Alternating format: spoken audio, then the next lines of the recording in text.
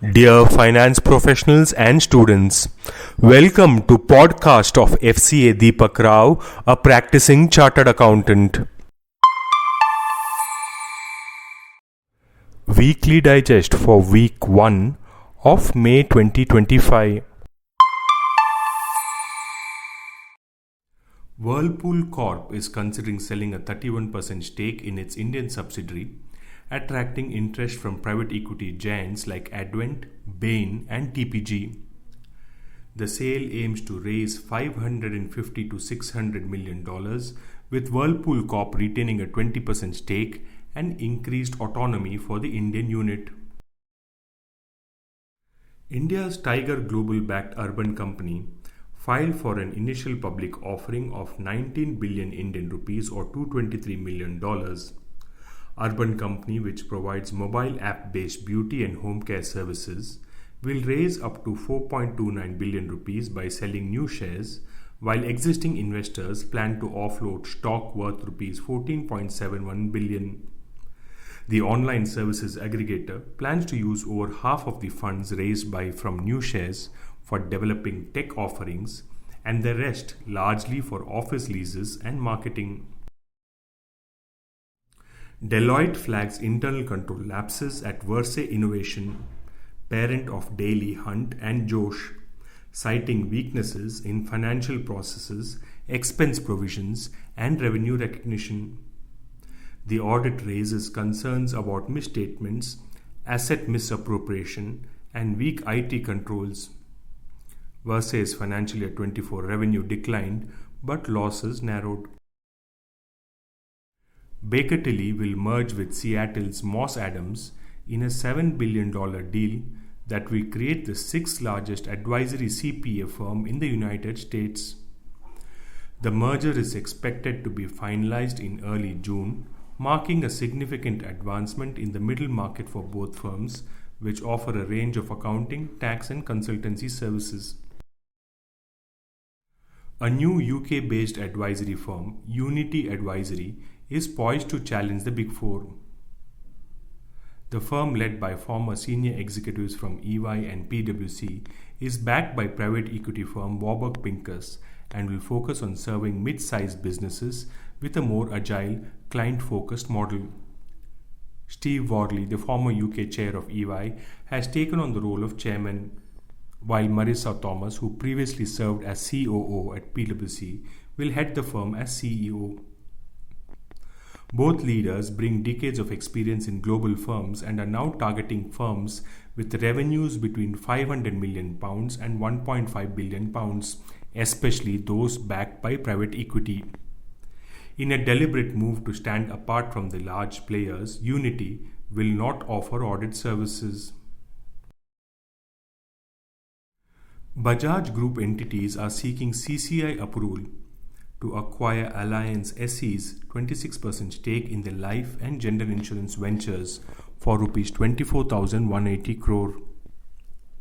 This acquisition will increase Bajaj Group's ownership to 100%, ending their 24-year partnership and allowing both entities to pursue independent growth in India's insurance market.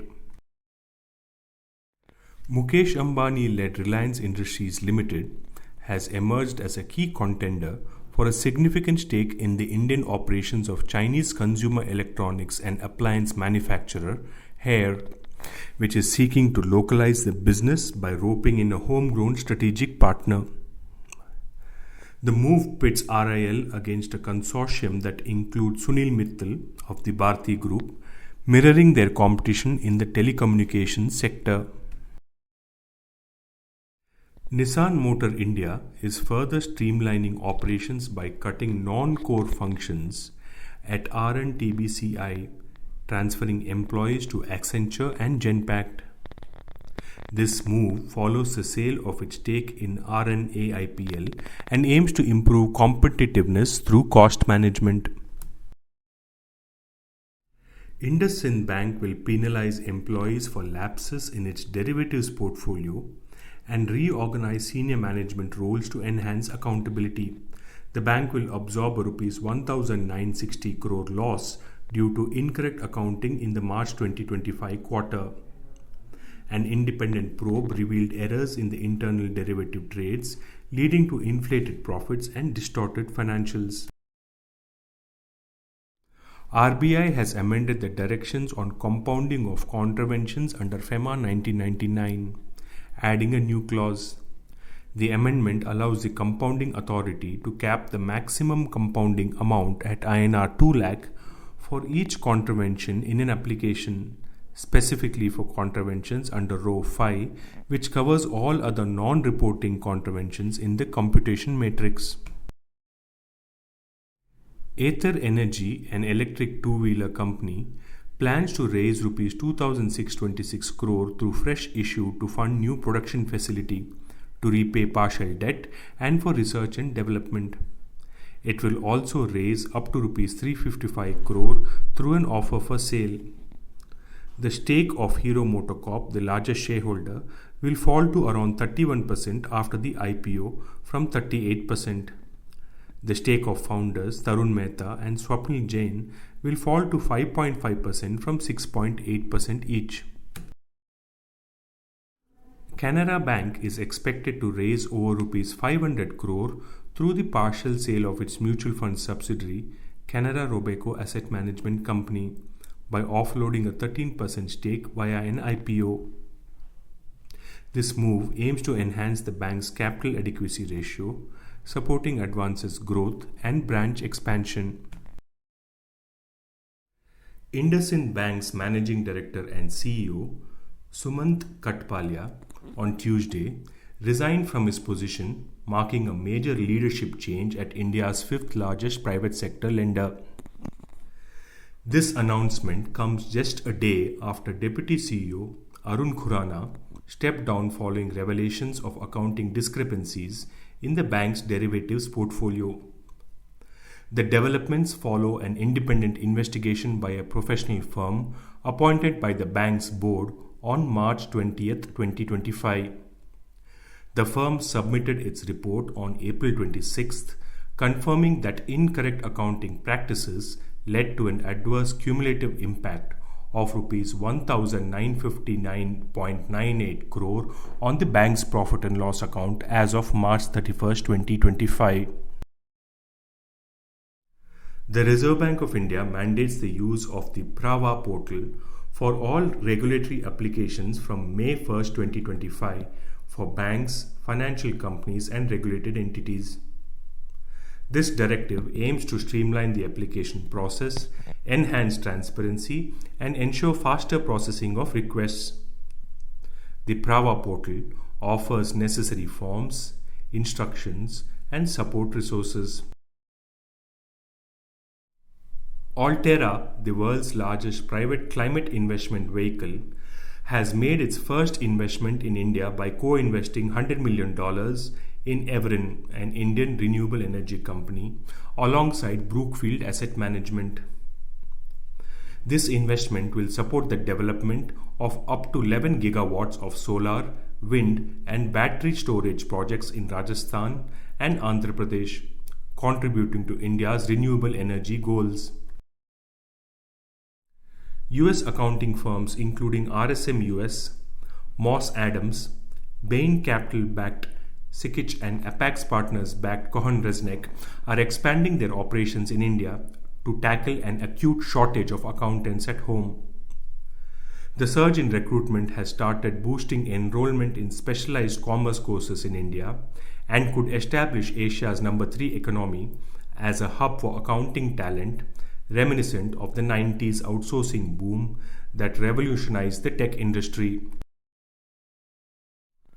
Private equity firm Lighthouse Funds, with a total fund size of Rs 4,000 crore, has invested Rs 225 crore in premium occasion wear brand Kalki Fashion for an undisclosed amount of equity. The fund, which has previously backed Wow Momo and Kama Ayurveda, will fund the South Delhi brand's expansion across domestic and international retail markets. The Rainmaker Group acted as the exclusive advisor on this transaction. This investment comes as Kalki Fashion is actively expanding its retail presence in metro cities and Tier 1 cities and internationally. JSW MG Motor India plans to secure $300 to $350 million for expansion. The funds will support new models and increased capacity. This follows a financial turnaround and the success of the Windsor EV. JSW MG aims for EVs to constitute 65% of sales by 2025. The company will introduce 5 new models this year. Aster DM Healthcare has finalized the acquisition of a 5% stake in Quality Care India Limited through a share swap with BCP Asia Topco 4 Pte Limited and Centella Mauritius Holding Limited. This acquisition marks the initial phase of the strategic merger between Aster DM Healthcare and Quality Care India. Taiwanese original design manufacturer giant Inventec Corporation is entering India through a joint venture with Dixon Technologies India to manufacture notebook personal computers, desktop PCs, desktop PC components and servers. In a stock exchange filing, Dixon said it will hold a 60% stake in the joint venture while the remaining 40% stake will be owned by the Taiwanese company, which has over $20 billion in annual revenue. As part of the arrangement, Dixon will appoint 3 directors to the board, while its JV partner will appoint 2. Indian enterprises are betting big on small language models as they seek more efficient, faster and targeted solutions, according to Deloitte's Tech Trend India Perspective 2025 report. The report notes that integrating SLMs with AI-based simulations and task-specific AI agents is expected to shape the development of highly personalized and responsive solutions. This transformation is already underway, with Indian businesses increasingly adopting AI as the backbone of innovation. Trading members, clearing members are required to mandatory collect upfront value at risk margins and extreme loss margin from their clients. They currently have T+2 working days to collect these margins. With effect from January 27, 2023, the settlement cycle has been reduced from T+2 to T+1 across all scrips in the cash market. Based on representation received from the Brokers Industry Standards Forum and to ensure a stronger risk management framework, SEBI has now directed trading members and clearing members to collect margins from their clients by the settlement day. CBDT has officially notified the updated ITR-1 Sahaj and ITR-4 Sugam forms for assessment year 25-26 effective from April 29, 2025. These simplified forms are designed to facilitate return filing for salaried individuals, pensioners, and small business owners or professionals with straightforward income profiles. While the core structure of the forms remain largely familiar, several noteworthy amendments have been made to align with recent policy updates and improve transparency and ease of compliance. To enhance public access to frequently used banknote denominations, the RBI has directed all banks and white label ATM operators to dispense Rs 100 or Rs 200 banknotes through ATMs. By September 30th, 2025, 75% of ATMs must have either denomination in at least one cassette, whereas by March 31st, 2026, 90% of the ATMs must have either denomination in at least one cassette. Reliance Retail is prioritizing profitability and efficiency as it gears up for a potential IPO. The company now requires new stores to break even within 6 to 12 months, a significant shift from its previous 2-year assessment period. While scaling back aggressive expansion plans, Reliance Retail focuses on premiumization, streamlining operations, and achieving profitability in its e-commerce ventures. Warburg Pincus is planning to acquire a 10% stake in IDFC First Bank. The private equity firm has sought approval from the Competition Commission of India. Current C Investments BV, an arm of Warburg Pincus, will make the investment. Abu Dhabi Investment Authority also plans to subscribe to preference shares in IDFC First Bank. Affiliates of the Big Six professional services firms Deloitte, PwC, EY, KPMG, Grant Thornton and BDO handled 326 of the 483 Nifty 500 company audits as of March 31st, accounting for more than 2/3 of all mandates and reinforcing their dominant hold on India's largest listed companies, showed the latest data from a research company on the capital markets. EY leads with the most mandates. Grant Thornton and BDO are gaining ground. PwC is becoming more selective. Many audit tenures are expiring soon. A major reshuffle in India's audit landscape is expected. The next 2 years will be very active for audit firms.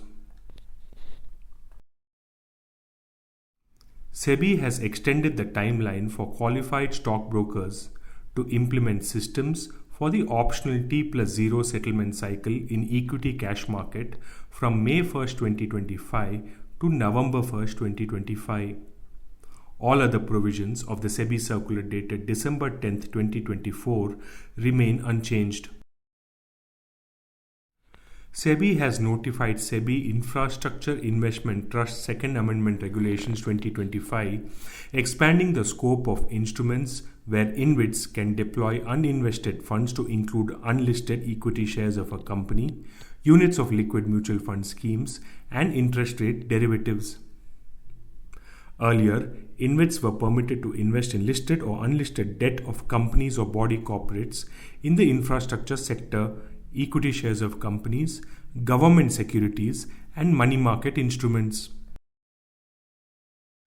SEBI has issued clarificatory and procedural changes to support ESG rating providers or ERPs. Key updates include relaxation in ESG rating withdrawal norms based on business models, disclosure of rating rationale on the website of ERP and stock exchange, internal audit and governance requirements for ERPs, and expanded eligibility for auditors. Oyo Hotels JSW Steel faces potential setbacks as the Supreme Court deemed its acquisition of Bhushan Power and Steel illegal, earnings first, potentially leading to liquidation. Previously attempted to go public in 2021 to 15% production decrease and a rupees 4,000 to rupees 4,500 crore EBITDA shortfall if the IPO doesn't happen despite a potential refund. JSW Steel Agarwal could incur a significant loss in exchange for delaying the IPO and investor confidence, causing shares to tumble. Eka Mobility, an electric vehicle manufacturer, is reportedly raising rupees 200 to rupees 300 crore from Enam Holdings to fuel its expansion plans. The deal, structured as a convertible, could potentially elevate the company to near unicorn status, contingent on achieving specific performance targets. The Central Board of Direct Taxes has notified the new ITR 3 form for assessment year 2025-26 through notification number 41/2025 dated April 30th, 2025. This amendment to the Income Tax Rules 1962 introduces a revised format for taxpayers earning income from business or profession, including Hindu undivided families and individuals. A working group of the Reserve Bank of India, set up to review trading and settlement timings, has recommended extended trading hours for the call money market.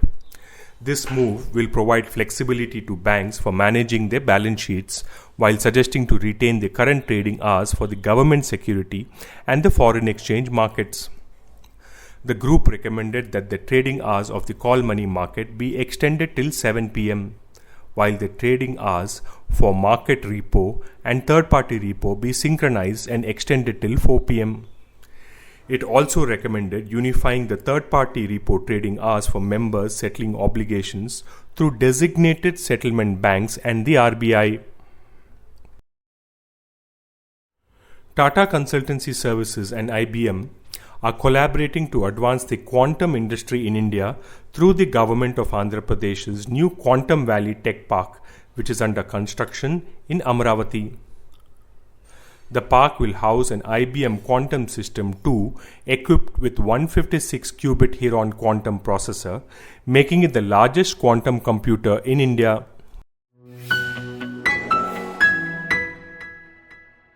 This podcast is sponsored by Sound of CA. We share because we care. Vande Mataram, Jai Hind.